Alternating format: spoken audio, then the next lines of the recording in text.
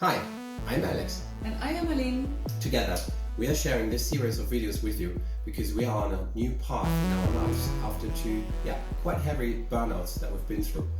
And with it came new missions in our lives. Mine is to make dreams come true. And I want to bring back energy and work and joy at the workplace.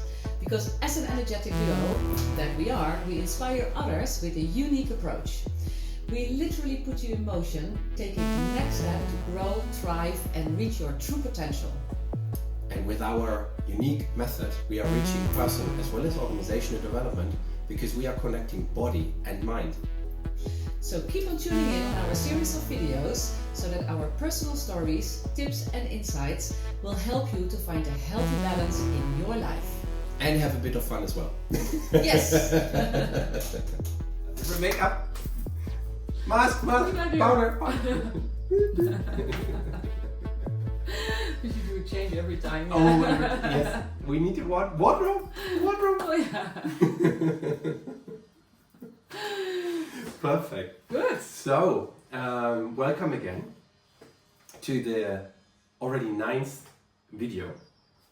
Soon already we're starting with 2 digits. To the 10th, a bit of celebration, I think, at order. 100%. Class Bibbles, as we say in Dutch. So last time we talked about the word stagnation and what it means within the body and mind language. And as a quick summary, we said it's basically meaning, so within body and mind language, we don't talk about a problem, we talk about a stagnation of a situation, something, let's call it, that isn't flowing really as it should. There's a stagnation of energy flow, but it also stops you to look at what's there, at the frustration, the pain, whatever, and then to work with that. And the question arose in us, but why is it so difficult to look at it and to work at it? What does it make it so uncomfortable? It is, yeah. And really not feeling, it feels shitty for the language, but you don't like that, to avoid it, so that people oftentimes just avoid it and keep going. Yeah. What is it? And we wanted to explain. Could you explain a little bit on how you see that and the steps that guide there? Yeah. I think a couple of things on that. However, I believe it all starts with, and this is a very common, I would say, principle that we know in that you see in coaching books or in a learning and development, is that you start basically with something that you don't know, so you are unknown.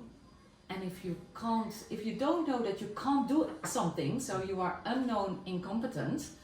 Like for example, I don't speak English, I speak English, but I don't speak Italian. Mm-hmm. But as long as I don't know that I don't speak Italian, and it's not a problem.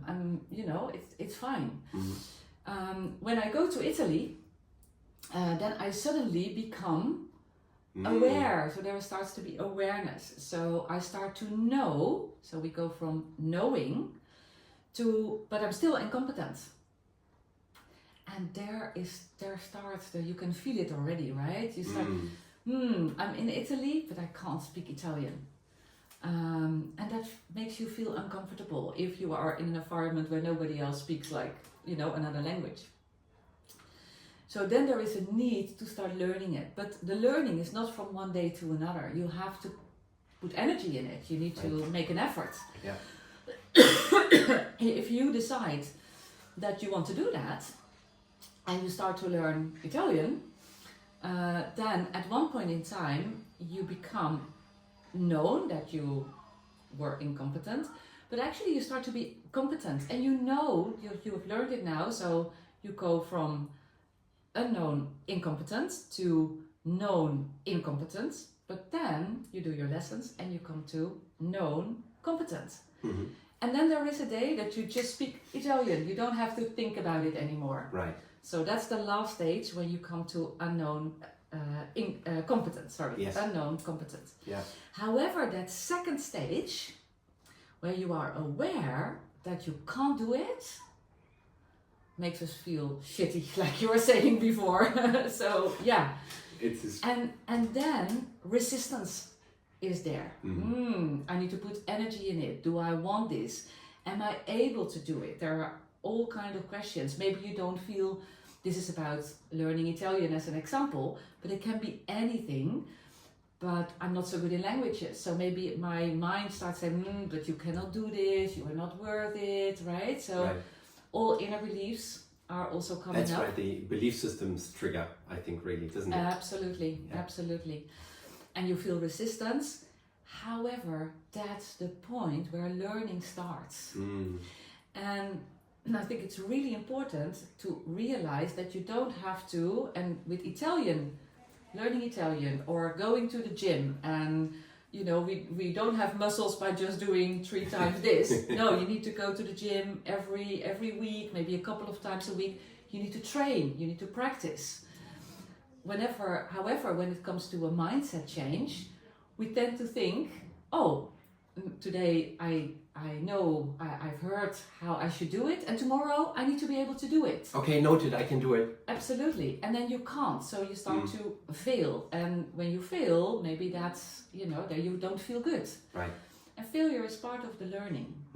So those are the 2 things, I think, or 3 things maybe. So the known incompetent phase, feeling the resistance, and then experience failure are 3 elements where what makes it so difficult to step into it. Yes. Actually. Yeah. Interesting. And what wrong with me there is really this resistance and the fear of failure and the belief systems kicking in. Yeah. So all of your belief systems will show. Yeah. And I think they are understanding then that it's actually in those stages a chance to take your belief systems and actually look at them.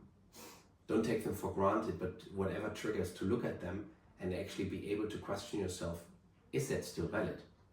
Because this is what you can do in that stage, to just ask a simple question. Yeah. Okay, this is what I believe, this is what comes up. Is that still valid? This is what comes now, what rings with me, that we have that, those trials, and that we go on this adventurous journey ourselves. Yeah. It's really a chance to question, is that still valid? Absolutely. And as a friend of mine said, is that one of those many stories that I told myself once too often? Absolutely. Because by telling it, we experience it, and that gives the reconfirmation, so we tell us it again. It's kind of devil's circle that we confirm ourselves what we know there. But in those stages, those are really the moments where then we can work with those belief systems and actually dissolve them if they are not longer true.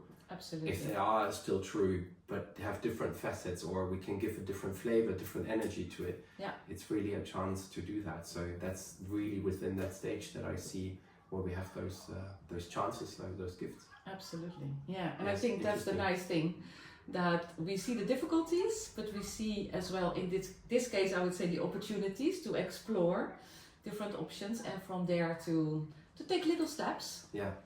To do it differently. So nice that you emphasize on the inner belief system. Yeah. That's really that. So but also thank you for your explanation, because I feel like you've just described the process of growth in detail. Human you growth. love processes. Human so. growth. At times. Great. Well, thank you. Thank you as well. And until next time. Absolutely. Good.